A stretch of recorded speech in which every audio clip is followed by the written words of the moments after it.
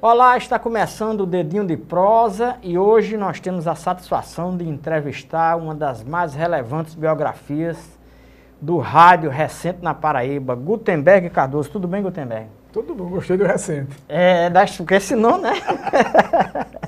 Pois é, eu queria que você fizesse aí uma alta apresentação, quem é Gutenberg e tal, e a gente, ao sabor do papo, vai desenrolando aí. Cara, eu comecei a gostar de rádio em plena Revolução de 64. Eita, Olha que loucura. não é uma hora muito boa para gostar de rádio, Pois não, é. né?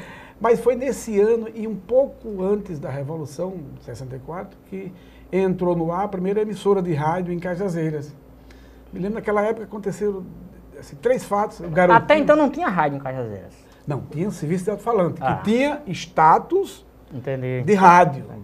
E aí, Chamada difusora. As difusoras lá era uma coisa marcante. Tinha estúdio, programa de auditório, toda uma programação que você nem imagina. Aí depois se transforma em rádio. Aí, o fato de sintonizar o rádio, ficar ouvindo ali, não mais na difusora. E na minha rua tinha uma difusora também. Então eu fiquei naquela, do garotinho, tudo. Isso me marcou muito. Nessa mesma época chegou água saneada na minha casa, a torneira atrás da porta, você abria e ter água, não era mais no lombo do jumento. E tinha na minha cidade, na minha rua, um camarada que era do exército, não lembro bem assim, que era vereador, que com a Revolução talvez ele fosse para brigar e juntou assim uns 50 meninos na frente da casa e eu estava lá no meio. É a Revolução e fulano vai brigar na Revolução. Então esses fatos me marcaram. E a partir dali eu comecei a gostar de rádio, com os garotos, montei uma rádio num tanque abandonado de construção.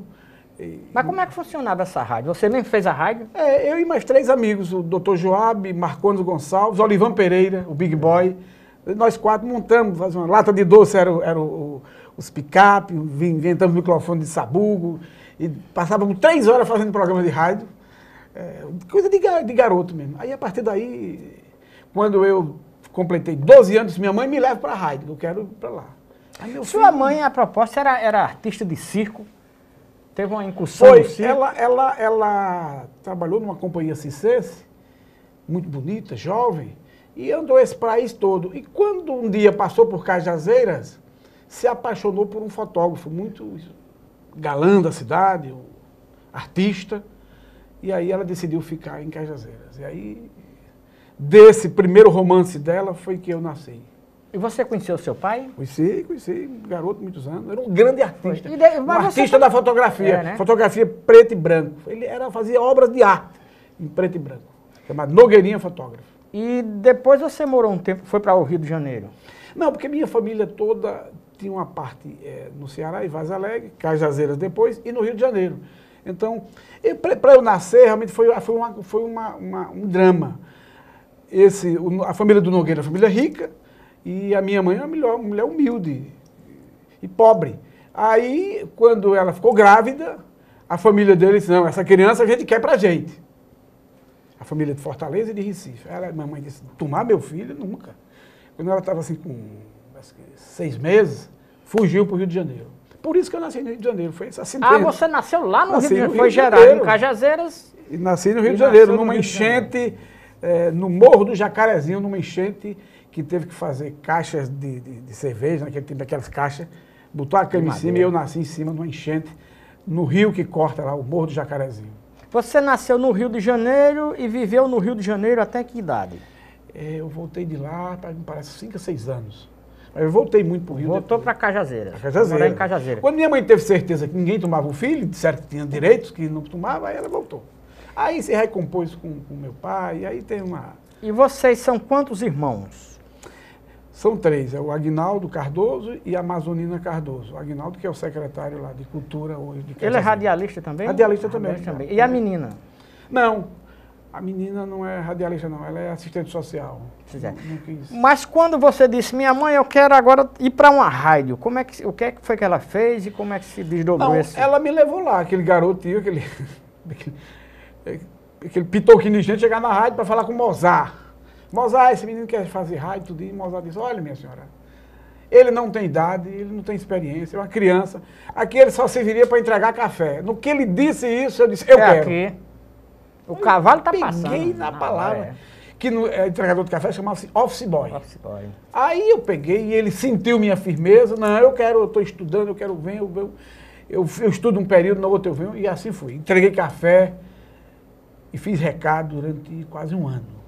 Qual era a emissora? Era a Difusora Rádio Cajazeiras. Difusora Rádio Cajazeiras, a primeira emissora de rádio, que o dono era esse de Mozart. Mozart de Souza Assis, foi um grande desbravador do rádio na Paraíba. A história do rádio da Paraíba deve sempre homenagem a ele. A quem você se sentiu mais orgulhoso a servir um café? Teve alguém assim de especial na emissora que você disse, esse é um momento histórico para mim?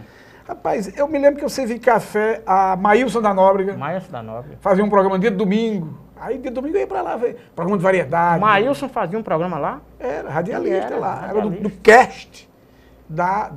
Ele era do Banco do Brasil? Banco do Brasil, lá em Cajazeiras.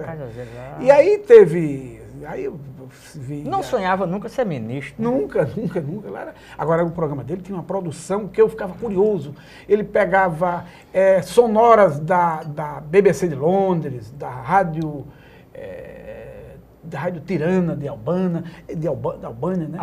Albânia. Era um programa bem produzido, viu? Bem produzido. Não sabia esse lado de Maílson, não. E você se via cafezinho? Café lá, Não, eu era aprendiz. Depois eu fui aprendiz de operador. Do cafezinho, você evoluiu para quê? Para sonoplastia. Eu queria ser sonoplasta. Depois de sonoplasta, eu fui técnico de som. Depois aí que comecei a ir para a redação, para piruar na redação. Mas a sua intenção era ser jornalista da notícia, de produzir a notícia ou de falar a notícia? Não, da notícia. Apurar, ser investigado. O repórter, né? Que é a essência do jornal, a célula. E tanto é que eu saí da Difusora porque o tempo, eu tava achando que meu tempo estava passando e a rádio era muito fechada, não me permitia fazer jornalismo. Eu tinha que ficar ali. Onde eu transitei, eu dominei. Aí foi que Nonato Guedes, na Alto Piranha, percebeu e nós estudávamos... Na outra emissora. Era concorrente. Nonato Guedes estava começando Sentiu lá. Que você tinha faro. Faro. Disse, não, tu vem para cá. Porque nós já fazíamos jornalismo no colégio estadual.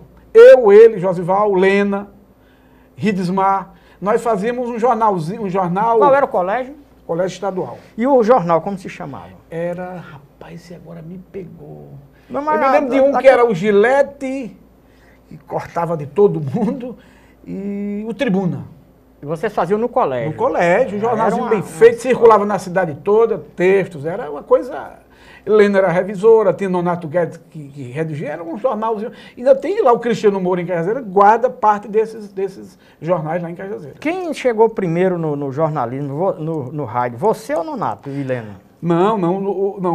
Primeiro foi Nonato, porque Nonato era um autodidata. Logo do colégio, lá saiu direto para... Zé Hilton Trajano percebeu que ele tinha qualidades, aí Nonato já começou. Enquanto eu era operador, Nonato já estava apresentando noticiário. E quem eram os bambambam do rádio naquela época em Cajazeiras? Era Geraldo Batista, que depois veio para Campina Grande e faleceu. Tinha... Gilson Souto Maior, esse vozeirão também foi de nosso lá. Colega aqui. Gilson vem de longe, viu? Não, aí teve muito fera. Eu me lembro de Arruda Neto, Arruda Sobrinho. Teve muita gente boa, viu? Para fazer rádio naquele tempo tinha que ter qualidade. Qual foi o momento que Francelino Pereira, né? Que é professor agora de português aqui. Também de lá, né? Que hoje faz um quadro na CBN. É verdade, CBN. Qual foi o momento que você disse, emplaquei? Cheguei onde eu quis. Quando eu comecei a fazer reportagens para Nonato Guedes. Ali eu já senti... Era externa? Externa, fazia reportagem, eu ia para...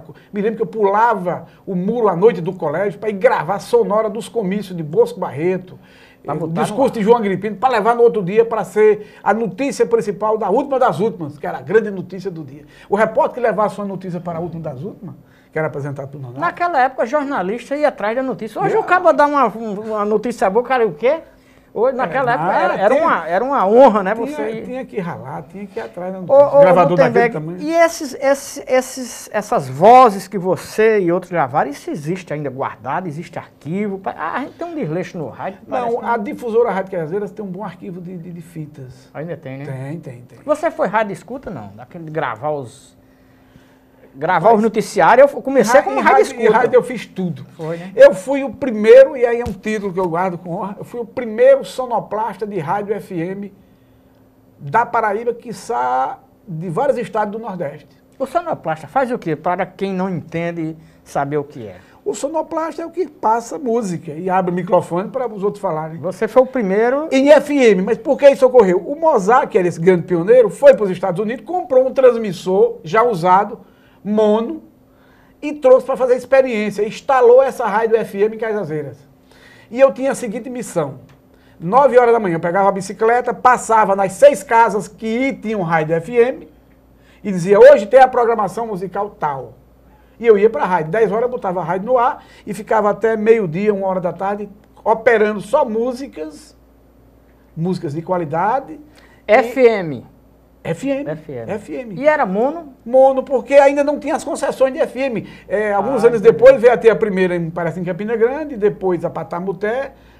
E eu me lembro que eu ficava operando e Mozart perguntou, você tem certeza que as pessoas ficaram ouvindo a rádio hoje, que você operou aí? Eu acho que sim, Mozart. Eu passei na casa de todos. Inclusive na loja dele, que era a Eletrofamoge, tinha um rádio muito grande que sintonizava em FM e ficava lá no comércio, aquela rádio tocando música, e era FM. Pois é, o papo está muito bom, a gente vai fazer um breve intervalo e volta daqui a pouco, um dedinho de prosa.